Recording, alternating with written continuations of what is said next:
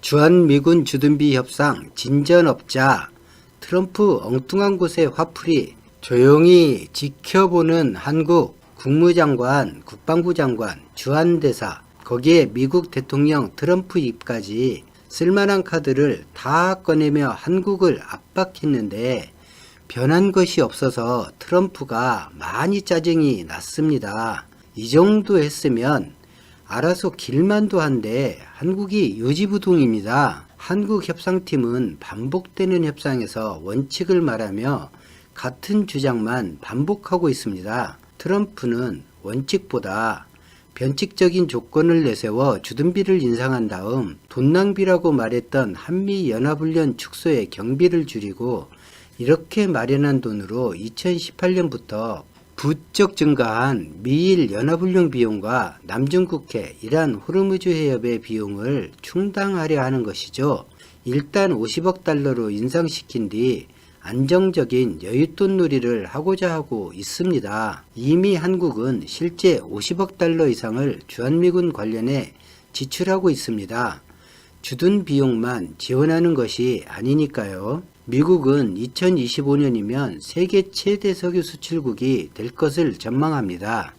채굴과 생산 비용이 너무 많이 들어서 냉대받던 세일오일이 기술 발전에 따라 이젠 두바이유나 브렌트유보다 생산 판매 원가가 더 싸졌거나 비슷해졌습니다. 2016년까지는 석유 수입국이었던 미국이 이제 세계 최대 수출국 지위를 노리고 있는 것이죠. 그러니까 에너지를 수입하기 위해 호르무즈 해협에 안정이 필요했던 미국이 호르무즈 해협이 안정되면 미국 세일오일 판매량을 늘리는데 지장을 주는 상황으로 반전된 것입니다. 미국이 내세우는 마케팅은 단순하고 효과적입니다. 비교적 경제 여건이 좋은 나라들 거의 모두가 미국과 우호적인 관계를 원하거나 미국이 주둔해 있거나 동맹 관계이고 안보 협력을 하고 있습니다. 그림이 그려지시죠? 미국은 이미 우리나라 석유 수입국 톱3에 들어 있습니다.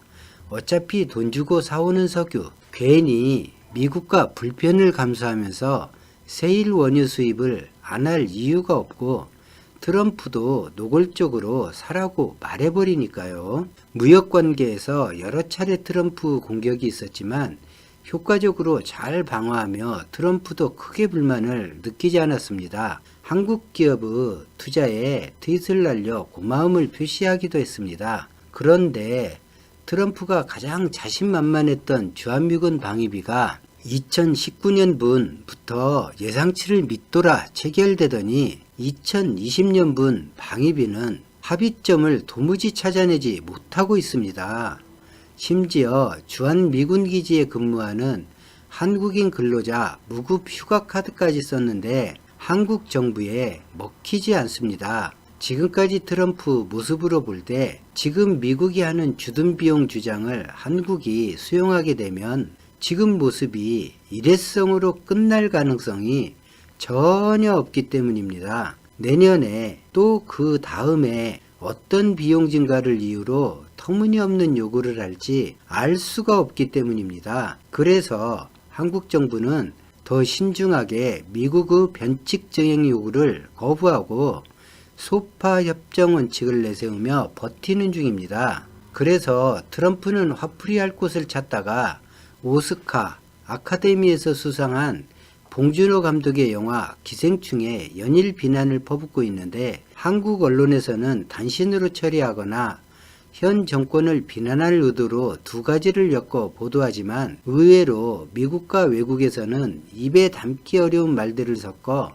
트럼프를 비난하고 있습니다. 1980년대 영화배우이자 가수, 코미디언 등으로 활약한 미들러는 그래미상과 골든글로브상을 여러 차례 수상했던 인물인데 21일 자신의 트위터를 통해 트럼프 대통령이 기생충의 오스카 대상에 대해 불평했다지만 나는 백악관에 기생충이 살고 있다는 사실이 더욱 화가 난다라고 말한 것은 일부분일 정도입니다. 앞서 20일 트럼프 대통령은 콜로라도주 유세 현장에서 올해 아카데미상이 얼마나 형편없었나, 한국에서 온 영화가 상을 받았다라고 했습니다.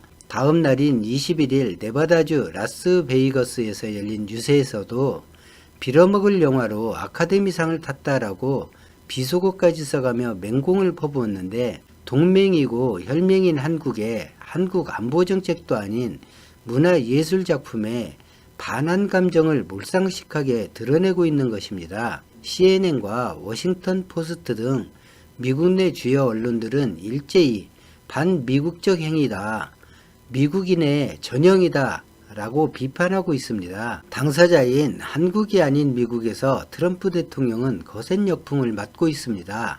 봉준호 마케팅에 열을 올리던 대구 경북 출신의 의원들 누구 하나 트럼프의 말을 지적하지 않습니다.